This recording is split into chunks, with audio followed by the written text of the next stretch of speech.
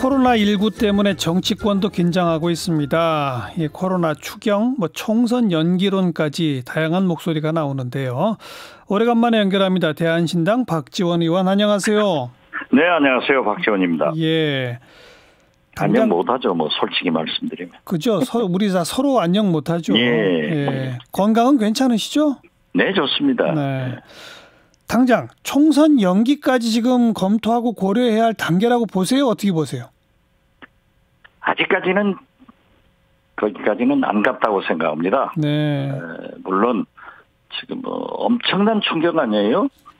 그러나 정부에서 방역도 잘하지만은 제가 지금 목포에 있는데 예. 이 목포시 등 지방자치단체에서도 굉장히 협력합니다. 그리고 시 국민들이 모두 협력합니다. 예.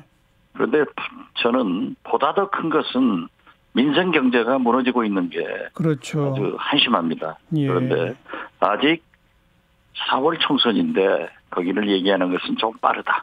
그렇게 생각합니다. 정부 지자체 잘하고 있다? 전반적으로 그렇게 평가하세요? 아니면 지금 평가가 엇갈리거든요. 글쎄요. 중국이나 일본 보세요. 특히 일본.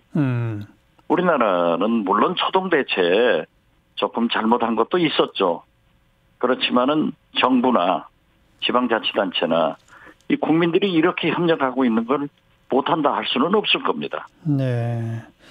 그럼 조금 아까 언급하신 초동대처의 일부 문제는 뭐가 있었다고 보세요? 글쎄요, 공항에 입국 조치 같은 걸 조금 더 강화했었으면 하는 마음이 있고요. 예. 지금 현재도 과연 중국인들이 물론 경제를 생각해야 되지만은 예. 경제보다는 생명 아니에요? 국민 안전이고 예. 그 다음에는 경제인데 예. 중국에서 계속 입국하는 것을 허락해야 될 것인가? 저 개인적으로는 중단해야 된다.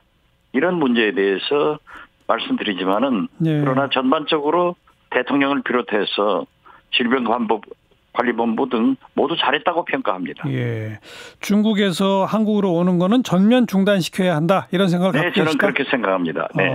근데 이미 우리 한국 내에서도 이 감염원이 밝혀지지 않은 집단적 지역 감염이 시작되고 있는 단계 아니겠습니까? 그렇습니다. 예. 물론 대구 신천지 교회에서 문제가 됐지만은 네. 이건 대통령께서도 신천지를 딱 집어서 전수조사하라.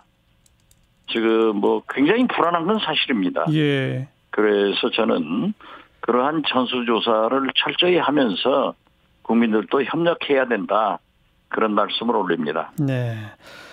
코로나 대응 관련해서 추가 경정 예산을 빨리 편성해야 한다는 목소리가 나오고 있는데 어떻게 보세요? 죄송한 표현 같습니다만은 제가 맨 먼저 했습니다. 경제가 무너지고 있다. 특히 민생 경제가 자영업자 아주 형편없습니다. 예. 목포 해상 케이블카만 하더라도 평일에 7천여 명 정도가 왔고 주일에는 12,500명이 왔습니다. 오늘은 100명 왔답니다. 지난 주말에는 400명 오고요. 네. 이 정도로 이동이 없는데 네. 그래서 저는 맨 먼저 추경을 편성해야 된다. 그런데 뒤따라서 민주당의 김부겸 의원 등이 주장해서 저는 엊그제 홍남기 부총리를 만나서도 이건 큰일이다. 예. 빨리 하라. 예. 이렇게 촉구를 했는데 예. 대단히 유감스러운 것은 황교안 미래통합당 대표가 혈세를 낭비하고 있다. 그러게요. 이렇게 지적했더니 예. 이제 오후에 보니까는 협력하겠다. 참 다행한 일을 했고 예. 황교안 대표도 그렇게 수정한 말씀을 한 것을 아주 잘했다. 이렇게 높이 평가합니다. 네. 이제 여기에는 그럼 여야의 견해 차이가 없는 거예요? 지금 없는 거죠. 네. 그럼 빨리 황교안 대표가 오전까지만 하더라도 네. 국민 혈세를 퍼주고 있다. 예. 하고 엄청나게 비난했더니 예. 제가 SNS에다 그랬어요. 그 라면 꼭 50원 한다고 하는 것. 거기를 한번 가봐라. 다 죽어간다. 네, 알겠습니다. 네, 그러니까 여야가 이제 다 일치했으니 추경은 빨리 편성해서 집행에 들어가는 게 좋겠고요. 네, 그렇습니다. 그러나 지금, 예. 과감하게 해야 됩니다. 네. 과감하게라면 규모를 키워야 한다. 키워야 됩니다. 저는 네. IMF 외환 위기를 김대중 대통령님을 모시고 극복해본 경험이 있는데요. 예. 그때 IMF 외환 위기를 6.25 이후 최대의 국난이다. 그랬었죠. 이렇게 얘기를 했는데 예. 저는 IMF보다 이번 코로나 위기가 훨씬 크다. 왜냐하면은 IMF 당시에는 중국이나 일본, 미국 경제가 다 좋았습니다. 그랬죠. 그러나 우리 수출에 엄청난 상대인 중국이 일본이 무너지고 있지 않습니까? 네. 그래서 이거 큰일 납니다. 그래서 국민 혈세는 이런 때 써야 되는 거예요. 지금이 IMF 때보다 더 큰 위기다.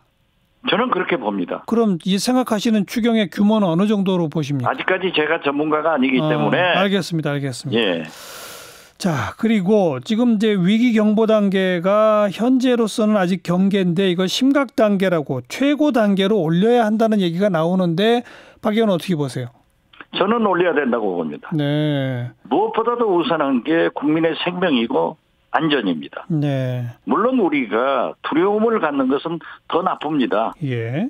그렇지만 올리고 국가가 할 수 있는 모든 방역 대책을 다 세워야 된다. 예. 그러면서 민생 경제를 위해서 추경도 과감하게 해야 된다. 예. 그렇게 병행해야 됩니다. 근데 이제 일부 전문가들의 의견을 들어보면 뭐 내용상 심각 단계에 준하는 그런 조치들을 취하면 되지 아직 지역사회 이 감염이 전국적으로 대유행까지 간 것도 아닌데 우리가 먼저 심각 단계를 올려버리면 오히려 외국에서 우리 한국인들 입국을 다 불허해버릴 수도 있다. 이렇게 우려하시는 분도 있는데 어떻게 보세요? 물론 우려가 나쁘죠. 그렇지만은 대구에서 신천지에서 그런 일이 발생하리라고 누가 봤습니까? 그래 제가 알고 있는 캐톨릭 의과대학의 백순영 교수, 감염과 전문 교수이신데요. 예. 요번에 방송에 많이 나오시던데 예. 그분은 그러시더라고요. 독감과 감기의 중간 정도인데 이게 감염성이 높기 때문에 오히려 경로당 같은 것을 폐쇄해서 서민 노인들이 움직이지 않는 게 더 큰 문제다. 그러나 그걸 어떻게 해요? 네. 지금 현재 일반 감염이 되고 있지 않습니까? 그렇죠. 예. 그러니까 뭐 이런저런 이 폐해가 있을지라도 심각 단계로 가는 것이 옳다 이 말씀이군요. 그렇습니다. 예. 알겠습니다. 코로나 관련 질문은 그 정도 하고 오래간만에 모셨으니까 정치적 그 질문들도 드리면 결국 대한신당, 바른미래당, 민주평화당 하나의 정당으로 합치기로 했는데 민주통합당이란 이름은 못 쓰게 하더라고요. 선관위가. 네, 그렇습니다. 아마 그 민주통합당이라는 이름을 이미 등록했다고 그럽니다. 아니 통합민주당이란 당이 있어가지고 이 서로 오해의 소리가 있다는 거예요. 그 이름을 뭐로 하실 거예요 그러면? 아직은 모르겠습니다. 오늘 또 실무자들 접촉을 해서 이제 무난히 통합은 되지만은 뭐 지도 체제나 이런 당명, 당 색깔 이런 것들은 거기에서 결정할 문제이지. 알겠습니다. 저는 솔직히 잘 안 나서고 있습니다. 그런데 이 세 당 지금 의원들 합친 모양새는 결국은 호남 지역당 아니냐라는 비판 뭐라고 말씀하시겠어요? 호남당은 왜 나빠요? TK당은 있으면서. 네. 호남당은 왜 나쁩니까? 그것은 저는 굉장히 편견이다. 이렇게 지적을 하고 손학규 바른미래당 대표를 공격하지만은 저는 손학규 당대표가 바른미래당을 지켰기 때문에 유승민에게 안 넘겨서 한국당으로 미래통합당으로 안 갔고 안철수가 안 줬기 때문에 지켰다. 그런 공로를 인정하고 이제 깨끗하게 통합해주고 지도부에서 물러가겠다. 정당원으로 종분하겠다. 저는 높이 평가합니다. 알겠고요. 그러면 이제 호남 지역에서 민주당과 경쟁 구도가 되는데 자신 있으세요? 자신이 있습니다. 왜냐하면 호남은 솔직히 지금 문재인 대통령의 성공을 통해서 진보 정권의 재창출에 목표를 두고 있습니다. 그렇죠. 그러나 지금 현재 1년 반 전 지방선거에서 완전히 민주당이 석권했기 때문에 굉장한 부작용이 나고 있어요. 그리고 4년 전 총선에서 이렇게 경쟁 체제가 되니까 호남이 더 발전한다. 그래서 이 광주 등 우리 목포의 민심은 진보 3당이 통합하면은 민주당과 경쟁을 위해서 5대5 정도는 해줘야 된다. 그리고 그렇게 했을 때 호남 발전을 경쟁해서 하고 그리고 대선 때는 진보 대통령이 당선되도록 한다. 힘을 합친다. 그러니까 집권당에 대한 견제를 위해서라도 호남에서는 5대5 정도 만들자라는 여론이 있다. 이 말씀이네요. 그렇습니다. 그러나 진보 정권 재창출에 거기는 협력한다. 협력해야 된다. 지금 그 미래통합당에서 미래한국당이라고 위성정당 만들고 있지 않습니까? 그 민주당에서도 이거 우리도 만들어야 되는 거 아니에요? 얘가 나온다는데 어떻게 보세요? 우선 미래한국당을 창당한 것은 준연동형 비례대표를 해가지고 민주당에서 죽서서 개준 거예요. 그래서 저는 파렴치하다. 그러나 선거는 이겨야 됩니다. 그래서 나는 예를 들면 미래민주당을 창당하지 않는 것은 당신들이 바로 과반수커녕은 제1당도 포기하는 거다. 이렇게 했을 때 과연 진보정권 재창출이 되겠느냐. 그래서 저는 처음부터 이해는 이, 눈에는 눈. 미래한국당이 창당했으면 미래민주당 창당해라. 라고 했는데 이번에 윤건영 전 국정상황실장 등 문재인 대통령의 측근들이 그러한 것을 검토하고 있다고 해서 이제 민주당이 정신 차리는구나 이렇게 생각했습니다. 근데 상당해야죠. 근데 그 4+1 통해 가지고 그 우여곡절 끝에 선거법을 그렇게 만들어 놓고 미래민주당까지 만들면 그 만든 선거법이 다 무력화되는 거 아니에요? 그 원인을 제공한 것이 누굽니까? 그건 미래통합당이다. 미래통합당이죠.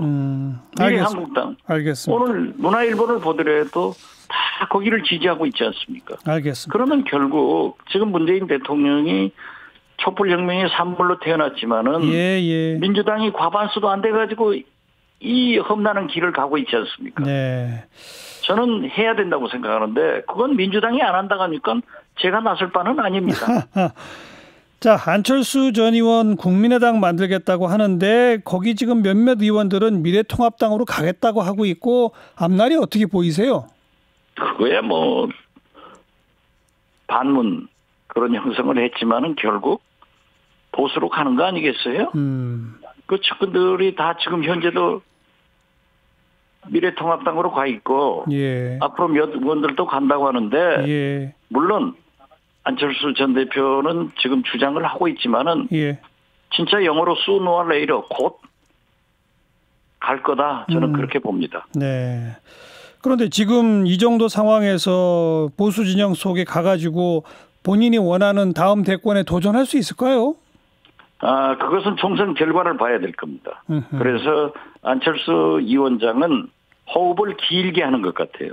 지금 총선에는 발붙일 수가 없다. 그렇기 때문에 총선 후에 보수 대통령 후보가 가능하지 않느냐.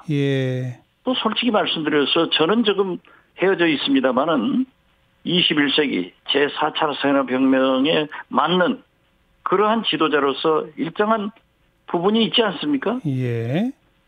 그래서 저는 길게 보고 총선은 포기하더라도 보수 대통령 후보를 생각하고 있다. 저는 그렇게 짐작합니다. 그렇지만 어쨌든 이번 총선 전에 보수 진영 쪽으로 가게 될 거다. 곧 조만간. 아마 가지 않겠어요?